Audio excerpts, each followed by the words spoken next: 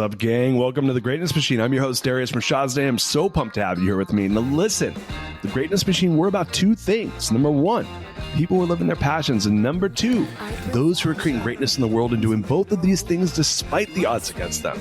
Each episode, we're going to feature interviews with game changers, business leaders, telling us their origin stories, what made them tick, what got them to where they are now. Why? So it can help you step into your greatness within your life, your business, and your career. Occasionally, you might hear a few solo episodes from myself, moi, as I leverage my 20 years of entrepreneurship as a CEO and founder to help you grow and level up in your journey to scale your life and your business. So, come be a fly on the wall, enjoy the conversation, and I'm stoked to have you here with me. Guys, welcome to today's episode of The Greatness Machine. I'm your host, Darius Mershazde, and boy, do we have a special guest. Robin Sharma is in the house. Robin, welcome to the show. Thank you, Darius. Great to see you. Oh my gosh, great to see you too. Oh, what an amazing day. I got to hang out with Robin Sharma to talk about his new book. I'm so glad to have you here. Robin, before we get started though, do you mind if I do a little bit of housekeeping? Of course, no problem. All right. So for listeners who are new to the show, The Greatness Machine, we're about two things. People are living their passions and those creating greatness in the world and doing so despite the odds. And Robin here is neither short of passion nor greatness. So I had a moment, Robin, 2 years ago. I was living in Oaxaca, Mexico for the summer, and I was going through a pretty rough part of my life. And I had sold my business a couple years earlier, and I had always told myself the story that, hey, once I'm financially at this point, everything's gonna be great.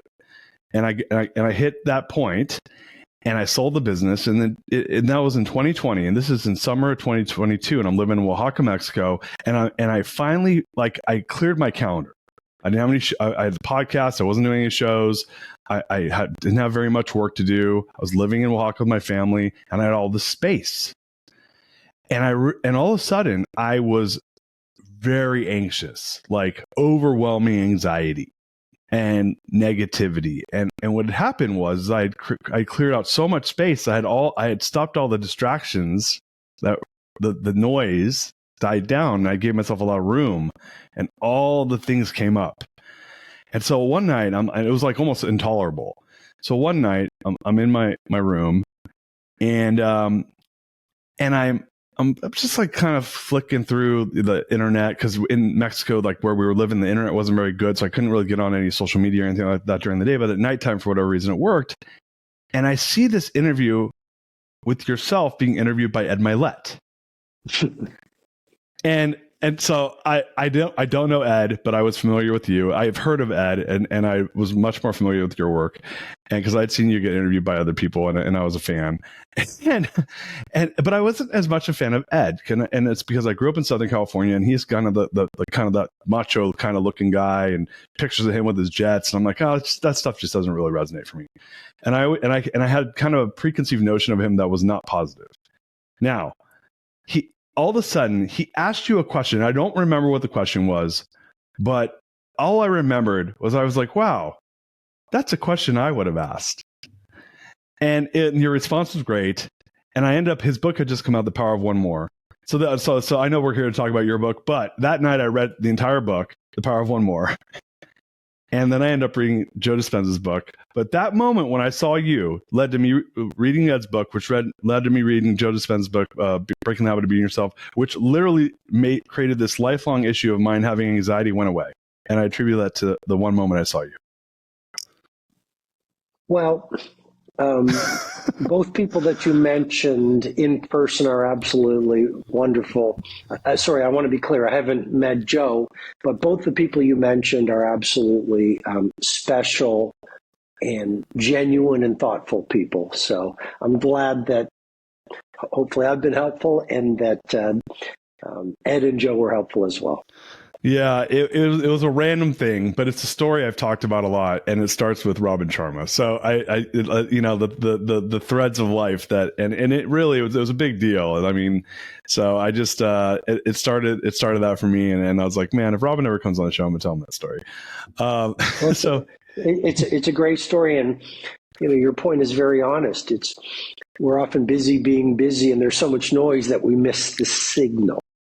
Yeah. And I mean, that's really what the wealth money, I know we're going to talk about the wealth money can't buy, but I mean, that's really what it's about. We all too often, we're spending the best hours of our finest days climbing mountains only to realize they're the wrong mountains.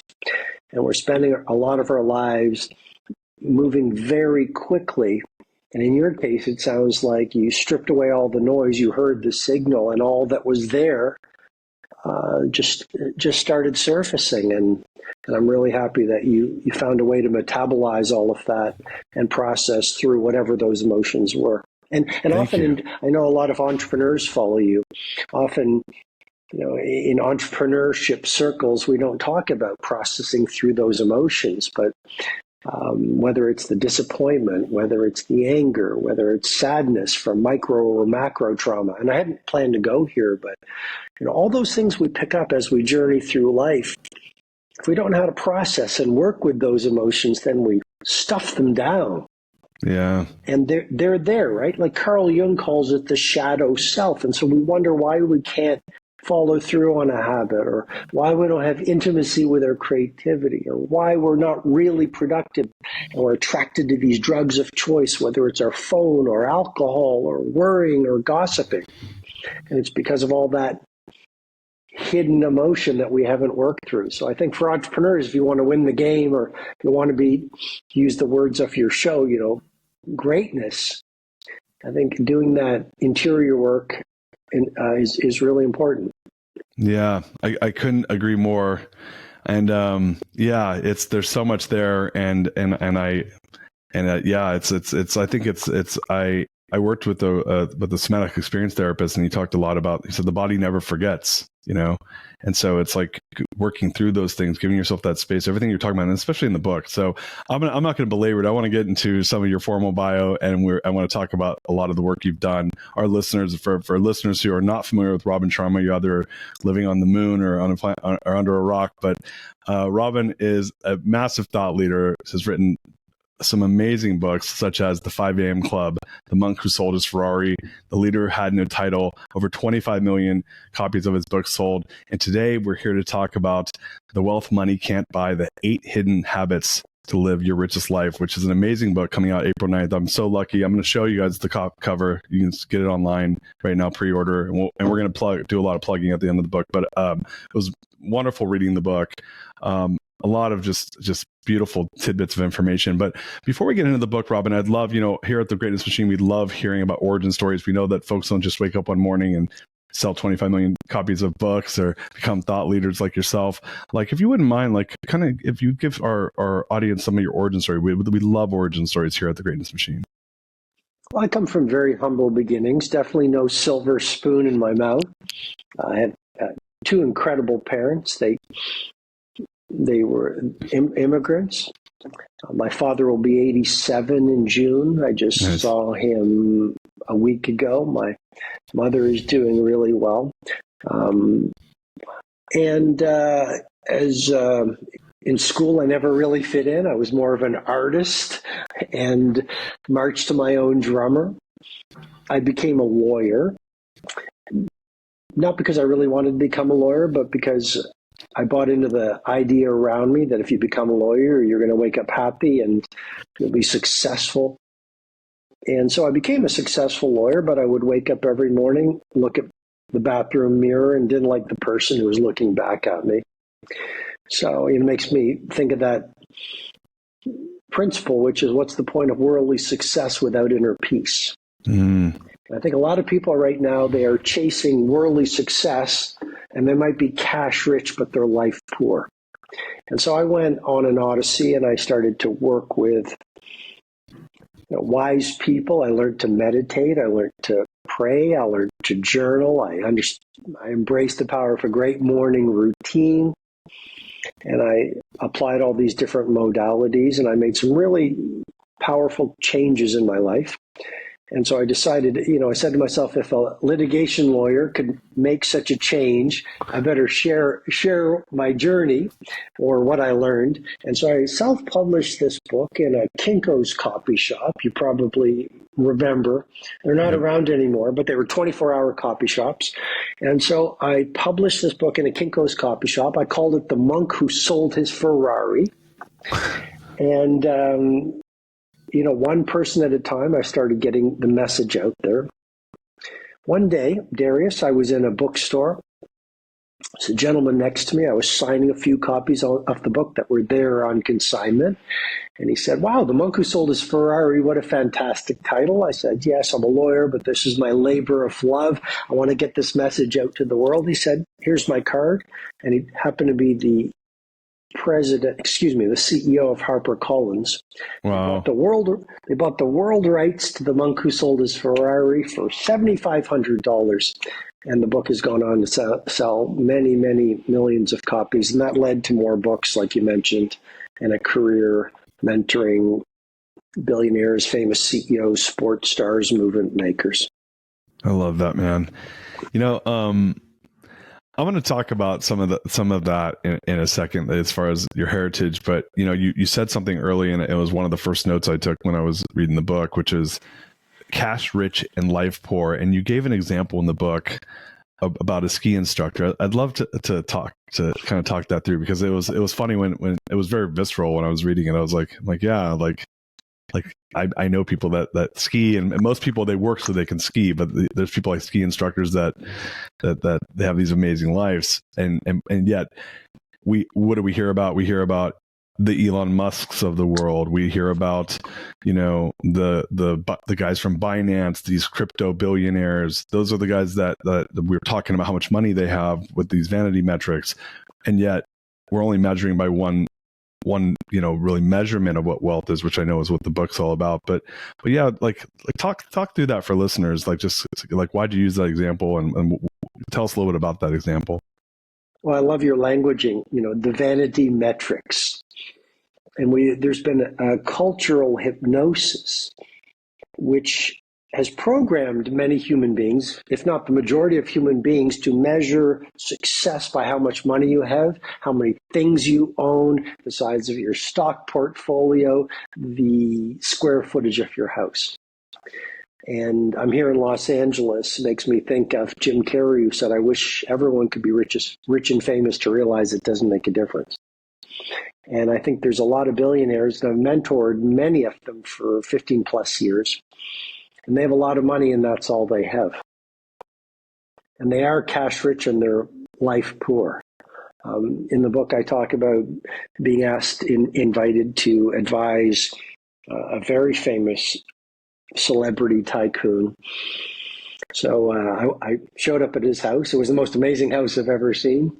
I was escorted past his art collection, past his car collection, indoor car collection, past his library, to a subterranean chapter. I could smell subterranean office. I could smell cigar smoke.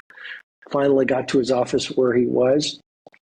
There was the famous mogul. We spent 2 hours. He was telling me about this and that collection, this amount of money, these accolades, all this applause. And I said, "Well, who do you get to share it with?" And there was a long pause. And he said, "Well, I don't have anyone to share it with." And so you mentioned the ski instructor I wrote about in the introduction of The Wealth Money Can't Buy. And I mentioned him because he told me, as a ski instructor, he said, "We're not rich, but we have rich lives."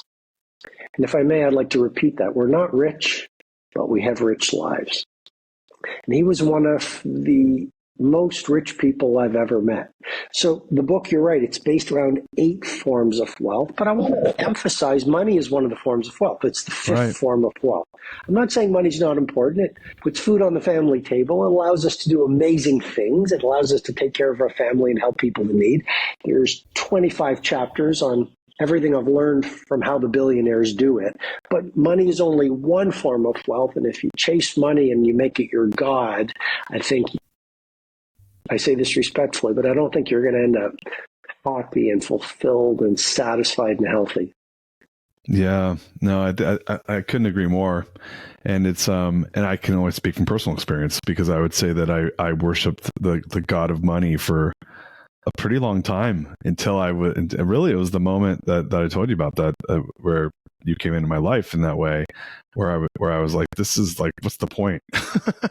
Like, what is the point of this? Yeah, I have a right. lot of friends, who have came to the same conclusion, who have done really well. And it kind of goes back to that Jim Carrey comment, which is, I wish everyone could be rich and famous so they could, not want it, because it's the ego, right? It's the ego screaming for it to be seen, but the reality is like with what behind it. So do you mind if we talk a little bit about the 8 forms of wealth? I want to, there's a lot of high notes in the book, but I'd love to kind of give the listeners an idea of the types of things, when they buy the book that they'll be learning about. Sure. You want me to run through the 8 forms of wealth? Yeah, I mean, I can do it. Or yeah. Whatever you like. It's your show, Darius. You tell me what you'd like me to help with. I'll lead the way. So, sure. So we talk about growth, wellness, family, craft, money, community, adventure, and service. And there was, like, let me ask a question, because I have a friend, David Osborne, who wrote a book called Wealth Can't Wait, and he talks about, so it's a similar idea, but he called them gardens of wealth. And so when I was first started reading your book, I was like, oh, this is cool. It's a different take. It's an idea on an idea that I've heard in a different way. But how'd you come up with those eight different forms of wealth? So really from my own life, that's how it started. Mm-hmm. I just felt, for example, craft, the 4th form of wealth. When I spent 1 year on this book. I did over 20 versions of the manuscript, maybe 10,000 changes every single version. I call it a beautiful suffering. And now I sit here and it's done, whether it sells 1 copy or whatever amount of copies. I feel a deep sense of satisfaction that I pushed myself to the jagged edges to do the best book I believe I've ever done. That's a form of wealth. It's a form of happiness. So I developed the model, the framework, the 8 forms of wealth for myself, because it just felt what true success is all about, and true wealth. Family, like being so connected with my family, it's a form of wealth. The 8th form of wealth, service, like, I was raised with this idea from my dad. He said, Robin, when you were born, you cried while the world rejoiced. Live your life in such a way that when you die, the world cries while you rejoice. That's a form of wealth. So I created this model for myself. And then I started teaching it. I've been teaching it for roughly 15 years to the CEOs and the tech titans and the people that I mentor. And they were just telling me, like, it's created transformational results. I was talking to one client the other day, and he said every January 1st, he does the 8 forms of wealth assessment, and he measures himself. Where am I on personal growth as a form of wealth? 1 to 10, 10 being world class. Where am I with my wellness? Where am I with my family? Where am I with my craft, adventure, community, etc.? Yeah. It was funny. Like when I read through the different forms, first of all, it all resonated with me, and I'm a personal growth athlete, so so it all resonated with me, and I was like, oh, this is such a cool book. I'm like, after I finished, I told my wife, you got to read this book. But you talk about growth, which I think like growth is a really big deal for myself and our listeners. And one sentence that you wrote that just like struck me was, personal mastery is a currency to become authentically wealthy. Personal mastery is a currency to become authentically wealthy. I'd love if you could explain what that means. Everything. So our income and our impact reflects our self-identity. And our primary relationship with ourselves determines every other relationship. Like our relationship with ourselves determines our relationship with our family, with our income, with our work, with our customers, with our suppliers, with our neighbors. And so the world suggests to us, that the doorway to success opens outward. Let's go out and get a lot of things. Let's get FFA, fame, fortune, and applause. What I deeply believe, Darius, is there is nothing more valuable than JPF, joy, peace, and freedom. And so right? FFA, the world says fame, fortune, and applause. What I'm suggesting is JPF, joy, peace, and freedom. And it doesn't mean you can't have a beautiful house. It doesn't mean you can't stay in a beautiful hotel room, take great trips. One of the forms of wealth is money. I'm simply saying do not define your identity with what you have in the world. Do not don't measure your worth by your net worth and who you are in the world. So why is the first form of wealth, a currency?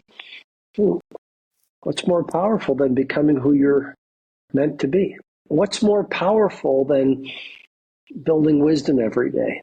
What's more powerful than learning to be brave? What's more powerful than building intimacy with your gifts and your talents? What's more powerful than becoming as loving as you can possibly be? So our world often doesn't celebrate this. You get the power of personal development. Mm-hmm. And the interesting thing is we never rise any higher than we are. So by developing ourselves, I talked about so many tools in the wealth money can't buy. MVP, meditation, visualization, and prayer. Or learning how to journal and do what I called in the book the pre-performance paragraph. Or building what I call in the book a dead board of directors. All those modalities, stripping out the energy vampires and the dream stealers, cleaning up your social circle. As we build stronger, wiser, greater selves, then we develop the resilience to build great companies. We become kinder people. We inspire other people. But it builds a great happiness inside of ourselves. Yeah. I can only tell you from my own personal journey that I couldn't agree more. It's been this, I had this moment in my life, 2018. I was 39, and I chaired this event at MIT, and I was a participant then, and I remember I was sitting at this table with a bunch of entrepreneurs and some of the speakers at the event, and I said, I feel like something's missing in my life. And I just don't, and I know what it was. It was the gap, that wanting what wasn't there gap. And I just didn't know. I couldn't put words on it. I just said, I can't explain it. Something's missing. And this woman that was sitting next to me was a friend of mine now. She said, well, have you looked within? And I didn't know what she meant by it. I did. I mean, logically understand, but I didn't fully get it that the only way I would fill that gap was from the inside out. And about the funny thing is, a month before that, I had just met Elon Musk in person for the first time. We were in a small social group. There was about six of us, him, his brother, the two founders of the TV show Westworld, and my good friend who was their agent. And I remember I shook his hand. I was standing next to him. We were talking, and I left that conversation after 15 or 20 minutes. And I remember I felt like a loser. And the reason I felt like a loser was I was like, oh, look how much he's done and what I haven't done with my life. Now, at this point in my life, I was running a $200 million company, and I was the CEO of the company and had 1,000 employees, right? I was not a loser, without question, right? But that's how I felt. I felt like nothing. And so what's funny is when, you talk about live the outer change, follow the inner change law in the book, for me, the interchange hadn't happened then. So I love what you just said, because I do think that it's an inside job, and it's, I guess one of my questions for you is, I felt like I got there through a lot of pain and anguish. It was really painful for me to go through that moment I talked about in Oaxaca was really painful. And it was and I'm sure you're familiar with the concept of hungry ghost. My hungry ghost was controlling me. How do you think people could speed up that growth, that interchange? What are ways that you see people that you've worked with expedite that growth? Well, you just said a whole bunch of things, and if I could speak to a few of them, the first thing I would say is the discomfort of growth is always less dangerous than the illusion of safety. And so it's a human tendency not to change. It's a human tendency to resist growing. And yet what that does, it leads to a life full of regret. I think the greatest heartbreak is knowing that you didn't fulfill your potential and become the person that you absolutely could have been. And A second thing you talked about is we look for these external things, whether it's money or whether it's applause or material objects, to fill the holes that are within. And nothing on the outside, it's such a trap, but nothing on the outside will ever fill the holes we have on the inside. It's the Zen proverb, wherever you go, there you are. Mm-hmm. And yet so many of us are on a hamster wheel, and we think if we get more money, then we're going to be happy. And it makes me think of one of my clients. He sold his business and he was waiting for the money to arrive in his account. They were all sitting around waiting for the money to actually drop into the account.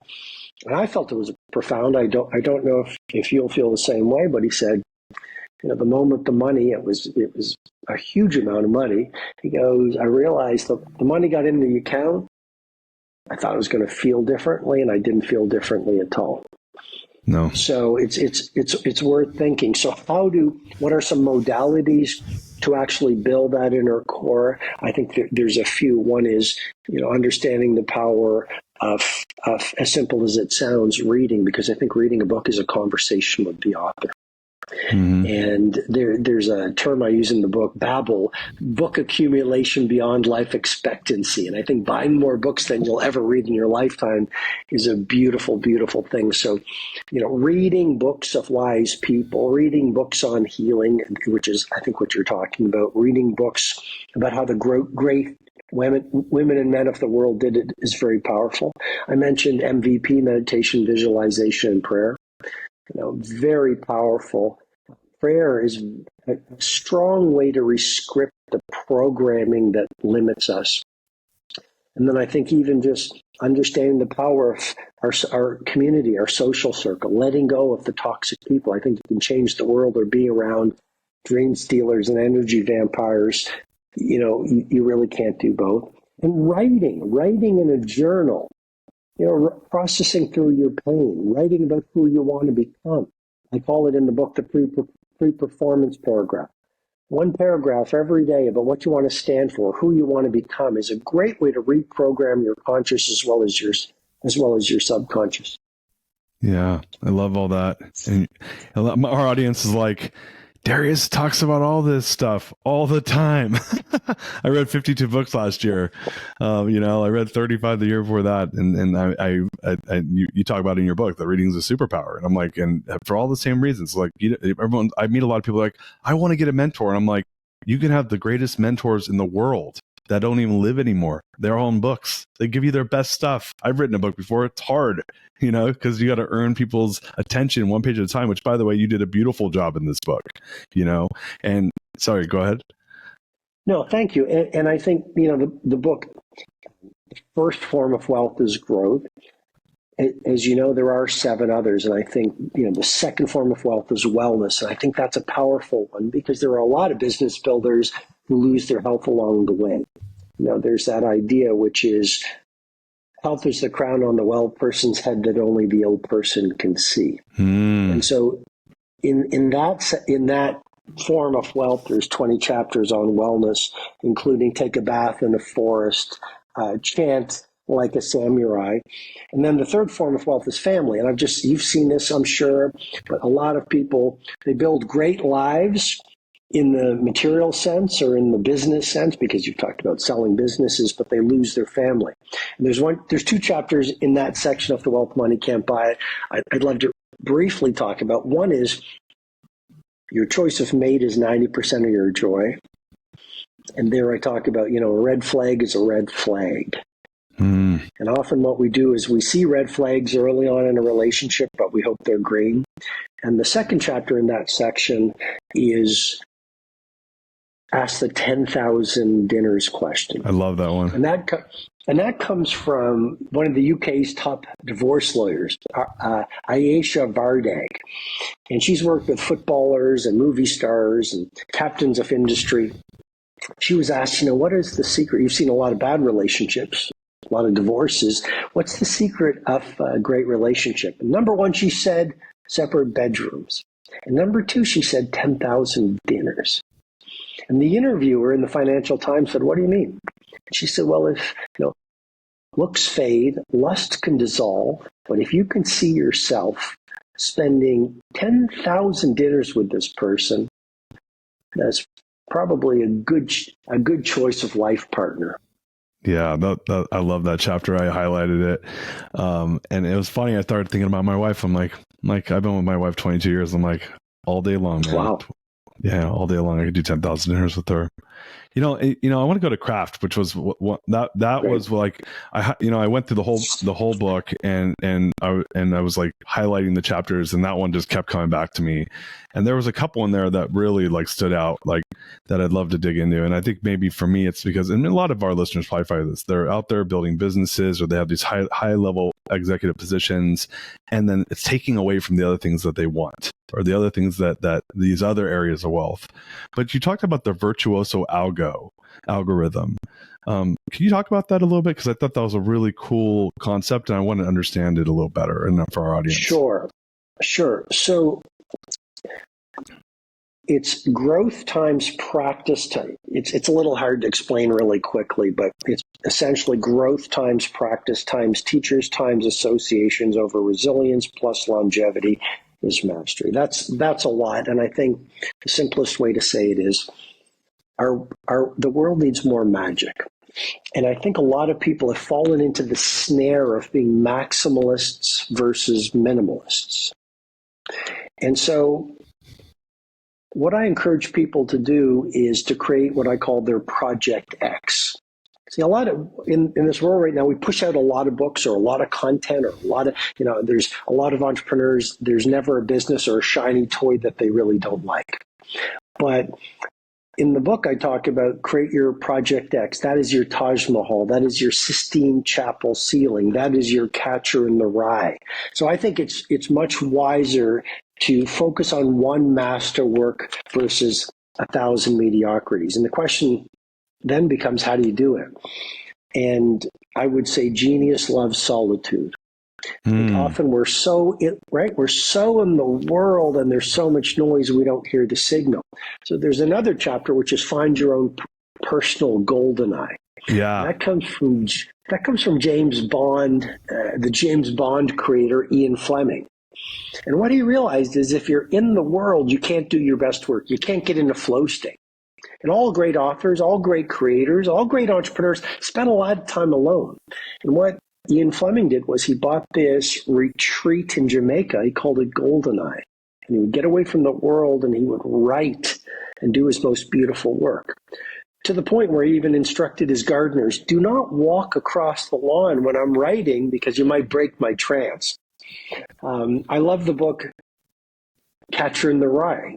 J.D. Salinger, again, he worked in a concrete bunker for decades to get away from the world.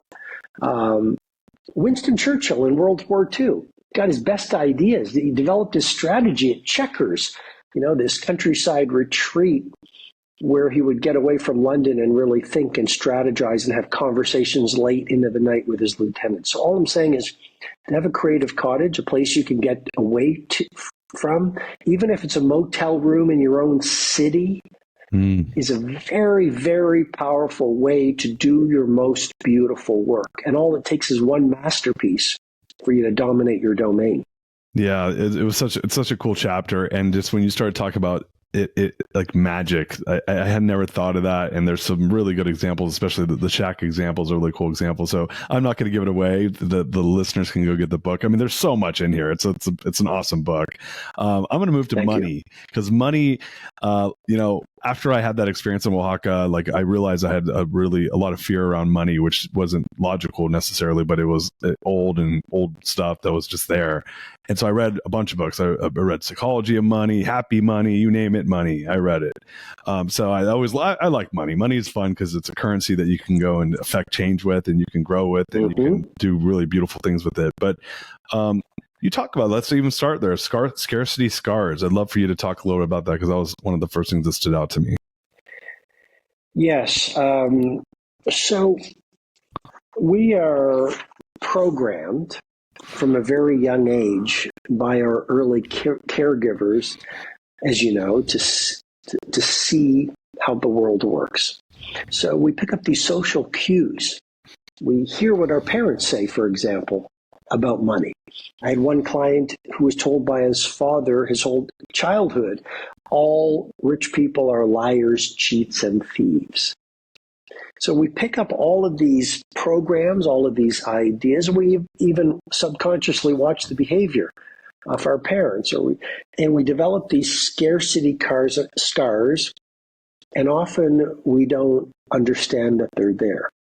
We see the world not as it is, we see the world as we are. We see the world through a stained glass window, to use the term of Joseph Campbell. In other words, we see the world through a perceptual filter made up of the beliefs that we've been taught to believe. So I think it's never been a better time in the history of humanity to build financial wealth. Mm-hmm. Never been a greater there's so much. You can change the world with a phone right now. It's amazing. Build a YouTube. I think technology is an incredible servant. I think it's a tragic master. So there's nothing but opportunity out there. And even in a recession or an outright depression, that's when a lot of financial fortunes are made. Right? And that brings me to one of the chapters, which is the 10x value obsession. The great financial titans ask themselves, how can I give my customers 10 times the value that they have any right to expect? All I'm trying to say is, on this fifth form of wealth, if you want to get to financial freedom, it's really important to be generous versus scarce.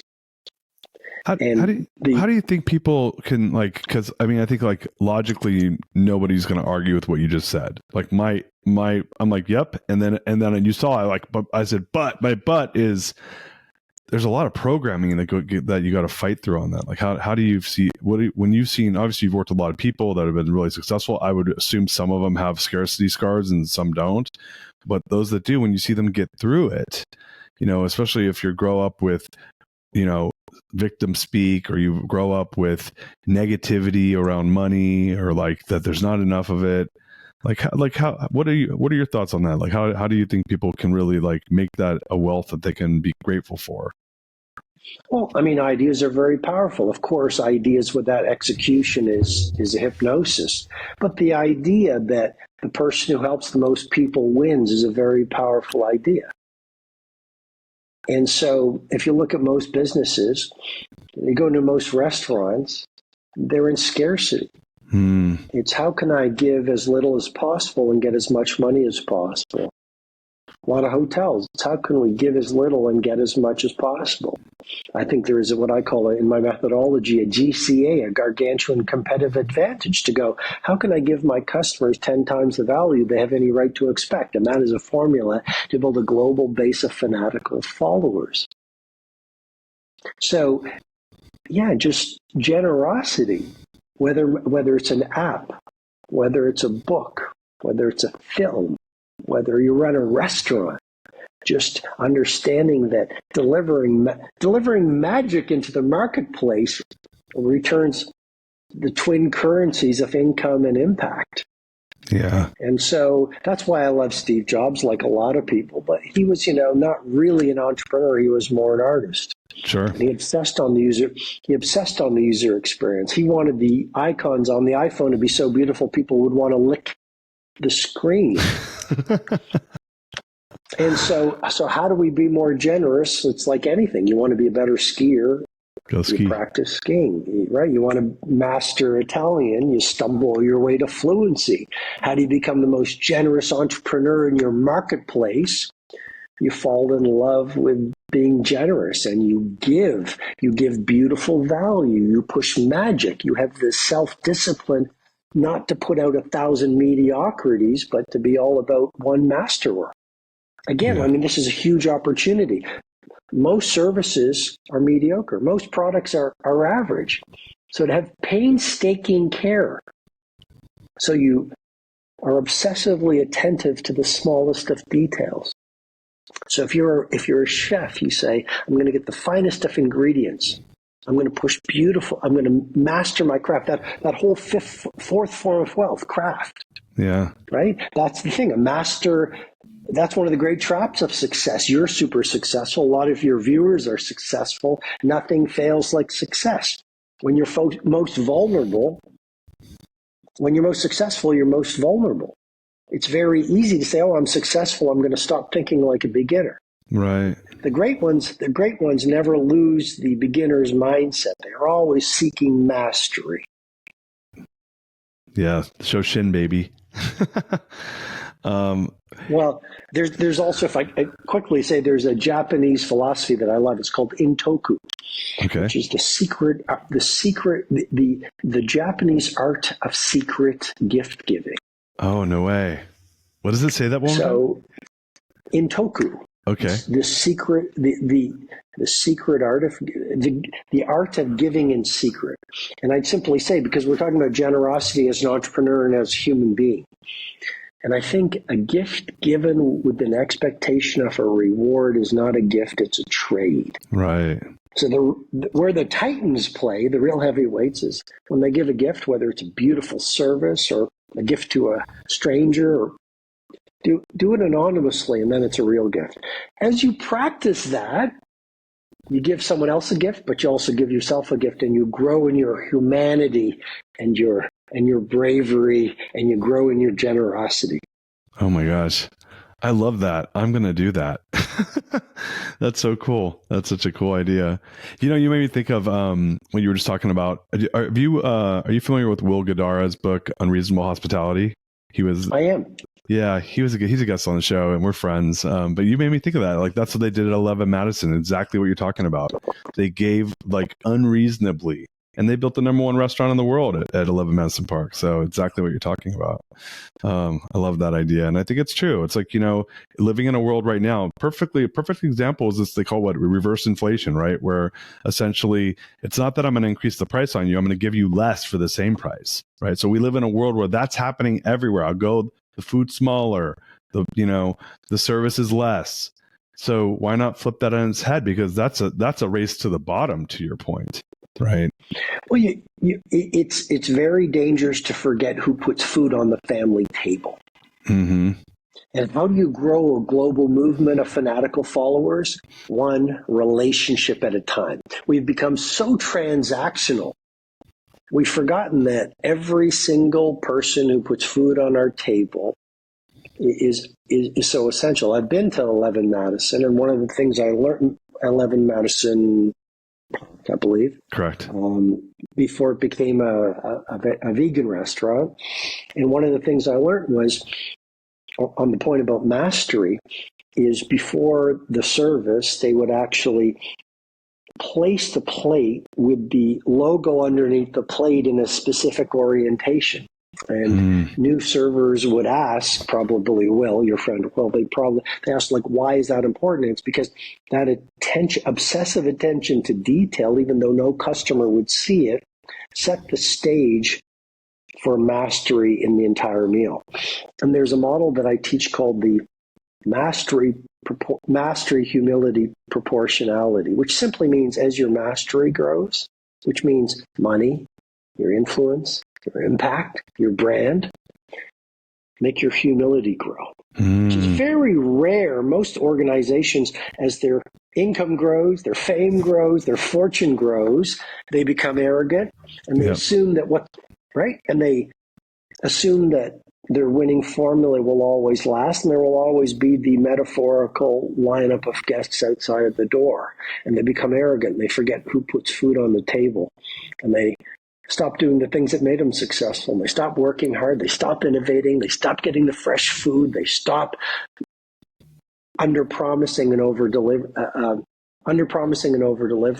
And that's a quick descent to the bottom. Yeah. I'm not a fan. I'm a fan of, like, earning it every day, and the places that do that get it. They get the wins. Let's move to, I want to respect, like, I know you only have a few more minutes, and I want to respect your time, and I want to get to the greatness question as well. So, community is the sixth form of wealth, and this is something for me. It's near and dear to my heart. I moved to Austin. I live in Austin, Texas. I moved here 7 years ago. And one of my big goals is building deep relationships in Austin, building a community here. So I'd love for you to talk a little bit about community and why you see that as a form of wealth. And then I had a specific question on that as well. Well, I mean, life is is about your family, about your relationships, about your social circle. Personal growth is about stripping out the energy vampires and dream stealers and filling your life with people whose lives you want to be living. Business is about who you surround yourself with. You can't have an A-level company with C-level players. You want a great company, you need an amazing team. You want to have good sales. You've got us on this idea about business, but you want to have high profits and domain dominance. It's about the relationship that you have with your people. And I'm just looking at some of the chapters in that form of wealth. It's choose a brighter neighborhood. That's one of them. And the idea is simply, if you're the smartest person on your street, find a new street. If you're the wisest person in your neighborhood, maybe it's time to find a new neighborhood. Nicholas Christakis is a scientist at Harvard University, and he's found that we actually are influenced dramatically, not only by our friends, but the friends of our friends, and the friends of our friends' friends. And we don't have time to talk about it, but it's because of mirror neurons, type of brain cell that causes us to mimic the behavior of the people we are around. If we're around A players or people who love to grow or who are ethical or possibilitarians, we mimic their behavior. An emotional contagion, which is the scientific phenomenon, we adopt the dominant emotions of the people we're around. So pick your neighborhood wisely. There's another chapter in that section, which is go see people in person. And what I'm trying to say in that chapter is I will fly 10 hours for a 10-minute meeting. In this world of Zoom and Riverside and digital, I live in Italy, and they say we're not friends until we break bread together. Yeah. So in this world where often everything is text or digital or whatever, going to meet people, even if you have to fly 10 or 20 hours for a 20-minute meeting, you look someone in the eyes, you connect with them. It's a very powerful way to build a great relationship. And people love doing business with people who treat them well and treat them with respect. I love that, man. Yeah. Gosh. Next time I'm going to tell your PR people, hey, give Robin and I 90 minutes because we're just getting started. Yeah, it's good. There's so much stuff here. I'm like, I want to get to the other two. If we have time, I'm going to come back to community, but adventure is number 7. Let's talk about adventure. I first of all, I love adventure. I think that it's funny when we start thinking about, as we're growing up, life was all about, doing adventurous things, and a lot of it we'd make it up in our heads. But as we become older, it's there's you got to fight for adventure. At least it seems that way. I'd love to have you talk a little bit about, why you feel like that's a form of wealth. Well, Darius, you make a key point, which is we want more happiness, but all too often as we become adults in the busyness of life, we stop doing the very things that used to bring us happiness. So one of the chapters in that section of The Wealth Money Can't Buy is go ghost for a year. I love that. And what that concept is all about, as you know, it's take a year of your life, leave your phone at home if you can. That's an extreme, of course. But go to the place you've always wanted to go to. It might be Tokyo, it might be Vietnam, it might be Bali, it might be Medellin, it might be Stockholm, it might be Cape Town. And read the classics, and take long walks, and get to know yourself again, and learn to meditate, write in a journal, and ask yourself, when I'm at the end, how will I wish I will have lived? And look, it doesn't have to be a year, it could be 6 months. If it's not 6 months, it could be 3 months. If not, go ghost for a month. And then come back to the world, born anew, to live life on your own terms. Because one of the forms of wealth that money can't buy is running your own race. A lot of us, we spend our lives living our neighbors' lives. I think one of the greatest sources of happiness is saying, here are my values, here's who I am, here's how I define success, and I want to do it. Another chapter in that section is be a perfect moment creator. That comes from a story of Eugene O'Kelly. He was the CEO of KPMG, one of the global accounting behemoths. He went into his doctor's office and was given 90 days left to live. True story. And he realized, confronted with his mortality, in all those years as a corporate titan, he had never taken his wife to lunch. He'd missed tons of Christmas concerts. and soccer practices with his daughter, and he'd never gone for long walks with his best friends. And he made a decision in his last 3 months, I will focus on creating perfect moments for the people I love. And I think that's a great idea to inject more adventure into our lives, which is the seventh form of wealth in the book. I love that so much. There's so much there, and I think that there's like I'm gonna throw some of your teachings back at you. You talk about microdosing meditation. I'm like, I'm gonna microdose the ghosting, and not and I'll do even do 2 days. Like in this world, people can't even leave their phones. I do this with a lot of my executives. I say, leave your phone at home all Saturday. Try that, and you see if you get anxious, what does that tell you about yourself? But I love that. That's a really cool idea, and I think we all need to take more adventures. So thank you for that chapter. Those chapters were some of my favorites in the book. Let's end strong on service. So tell us about the eighth form of wealth is service. Give us some of your best thoughts on that. Well, Mahatma Gandhi said it better than I ever could. He said, to lose yourself in service of others is to find yourself. And one of the things I've realized is the more helpful you can become to as many people as possible, the more you build happiness and self-respect and self-love and a strong character. So I would say there's a few chapters that come to mind very quickly. One is Have a Living Funeral. Yeah, that's cool. And that is basically you buy the cake, you get the daisies, you invite your family and your favorite friends, and you say, I'm going to have a living funeral, and you listen to what they think about you. And they will tell you how you've lived, what you can improve, and what your gifts are. And then tell your family and your friends how you feel about them. Because at the end of our lives, all too often, it's the words we haven't spoken that fill us with great regret. So Have a Living Funeral is a chapter, it's a concept to keep your mortality very, very close so you'll live to the point, remembering the shortness of life. Another chapter in there is Remember Alexander the Great's last 3 wishes. He said, when I die, he instructed his lieutenants, number 1, have doctors following my coffin. Number 2, take all my diamonds and jewels and leave them on the procession path. And number 3, make sure my hands are open outside of the coffin. And one lieutenant bravely asked, why, Alexander the Great? And he said, number 1, so people see that even the greatest doctors in the world will not allow us to cheat death. Mm-hmm. So live to the point fully right now. Don't be a great postponer. Number 2, he said, money made on earth must stay on earth. And number 3, I want them to see my hands empty, because it means we come with nothing and we die empty-handed.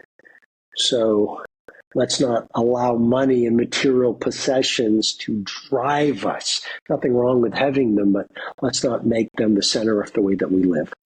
I love that so much.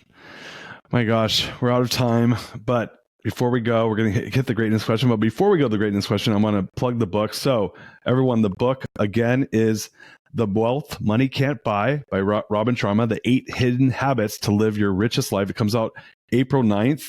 Robin, where can folks get the book that want to get the book? Our listeners are going to be all over this because this is literally a bullseye for our audience.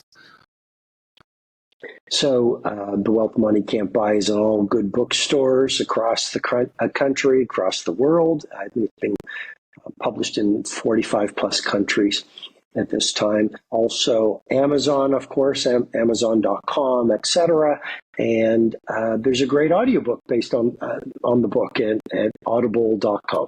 And Amazon, of course. All right, everybody, go out there, support Robin. I know I'm going to, and get this. I'm going to get a copy for everyone I know because everyone needs to read this book. So really excited for the launch. Thank you, Darius. Oh, it's my pleasure.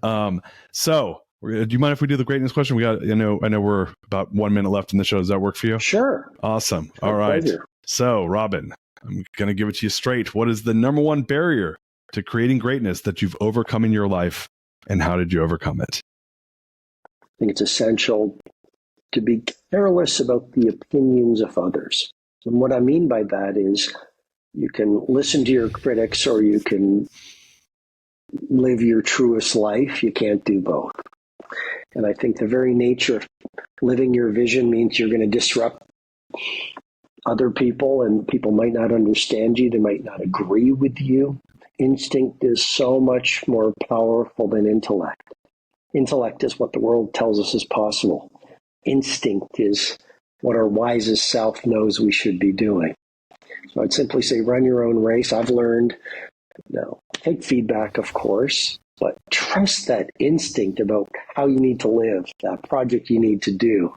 And then while you're anonymous, maybe while you're laughed at, maybe while you're working in the darkness, move it forward a little bit every day until you take your vision and you translate it into reality. And even if it doesn't work, I think you've trusted yourself. And, Robert Louis Stevenson said, measure your success not by the harvest you reap, but by the seeds that you plant. I think winning in the world isn't necessarily the trophy. It's having the courage to do the things that you think are right to do. I think that it's in itself is winning. And hopefully that answers your greatness question. Robin, you are a sage and a gentleman, and I'm so excited for this gift you brought to the world in the new book, as well as all the rest of the books you've written. And just thank you so much for coming on the show today. So much gratitude from us here at The Greatness Machine, my friend. You're a gentleman too, and I just want to celebrate you for all the people you're inspiring with The Greatness Machine. And thanks for having me on your show, Darius. Pleasure's been ours. So everyone, go out there, get the book, support Robin. Until next time, peace out. We love you. You are listening to The Greatness Machine, and that's a wrap for today. Listen, if you love what you heard, subscribe to the show on whatever podcast platform that you're tuning in on, so that you don't miss any of our future episodes. We have tons of great people coming on, and we're stoked to have you here to enjoy it with us. Leave us a review. Tell us what you love most about this particular episode. We love getting the reviews. We love to see what you guys love most. And if this particular episode, made you think of someone who's leveling up in their business and in their life, print screen, share it with them. Leaders are the best givers. And after all, we're all here to support and grow with each other. And in case you want to see some of the fun behind the scenes shots or some of the things that we're doing, I'm actually writing about this in my weekly newsletter. Go to www.therealdarius.com and subscribe to my newsletter. We're talking about fun things like business and life and mindfulness and cryptocurrencies and gosh, I don't even know, everything and anything, but it's tons of fun stuff I write about. I try to get it out on a weekly basis. You can subscribe at www.therealdarius.com. And with that said, look, thank you guys so much. I appreciate you. I love you. Peace. We're out of here. See you guys on the next one. She's my lover.